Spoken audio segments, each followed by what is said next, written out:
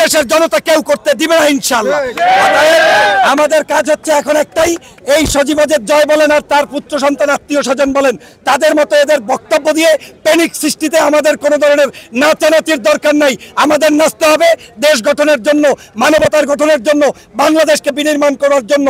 অতএব আমাদের কাজ হিন্দু, মুসলিম, বৌদ্ধ, খ্রিস্টান, আলেম ওলামা, পীর মাশায়েখ, ইসলামপন্থী এবং অন্য ধর্মের অন্য মতের সকল মানুষে মিলে বাংলাদেশকে সোনার বাংলাদেশে রূপান্তরিত করবে ইনশাআল্লাহ। ওই প্রতিবাদ, ওই চোর, ওই ডাকাত, যারা লুটেরা, যারা বাংলাদেশকে ধ্বংস করেছে, স্বাধীনতাকে বিকৃত করেছে, মানুষদেরকে ফাঁসি দিয়েছে, খুন করেছে, গুলি করেছে, হত্যা করেছে, আমার ভাইদেরকে হাজার হাজার মানুষের লাশ গোপন করেছে, তাদেরকে আর যাই হোক বাংলাদেশে কোনোদিন আসতে দেওয়া হবে না। আগামী নির্বাচন হবে বাংলাদেশের যারা জনপ্রিয়, বাংলাদেশের যারা দেশপ্রেমিক, তারাই নির্বাচনে অংশগ্রহণ করবে।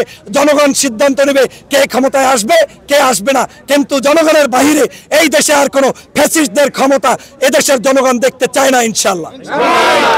সোশ্যাল মিডিয়াতে একটি প্রশ্ন ঘুরে বেড়াচ্ছে, যেটা হচ্ছে বঙ্গবন্ধু শেখ মুজিবুর রহমানের যে অবদান মুক্তিযুদ্ধের সময় তা ভুলার মতো না। হ্যাঁ, এবং আমরা দেখেছি যে শেখ হাসিনা সরকারের পতনের পরে তার বঙ্গবন্ধুর যে মূর্তি, সেই মূর্তিতে জুতার মালা দেওয়া হয়েছে এবং সেই মূর্তি সেনাবাহিনী থাকালীন অবস্থায় সেই মূর্তি ভাঙা হয়েছে বিভিন্ন জায়গায়। তো আপনি এটাকে কিভাবে দেখছেন এবং আপনি কি একই সাথে আপনি মনে করেন কিনা যে তার মেয়ের কৃতকর্মের ফল এটা? যে কোনো জায়গায় সন্তানের কৃতকর্মের ফল বাবা মাকে ভোগ করতে হয়, এটা আমাদের বাংলাদেশের কালচার নয়, সমগ্র পৃথিবীর কালচার। আপনার সন্তান যদি খারাপ হয়, বাবাকেই সবাই গালি দেয়। বাংলাদেশে গণ অভ্যুত্থান হয়েছে, অতএব গণ অভ্যুত্থানে জনরোষে যা ঘটেছে সেটা জনগণের অধিকার, সাংবিধানিক অধিকার। জনগণের চাইতে এদেশে কোনো ব্যক্তি বড় নয়। অতএব কার মূর্তি ভেঙেছে, কার ভাঙে নাই, সেটার জবাব জনগণ দেবে।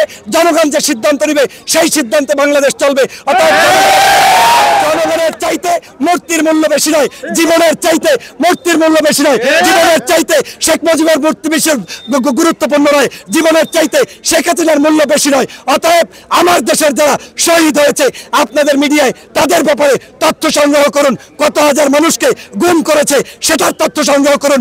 কার মূর্তি কয়টা ভেঙেছে এটা মিডিয়ার দেখার বিষয় নয়।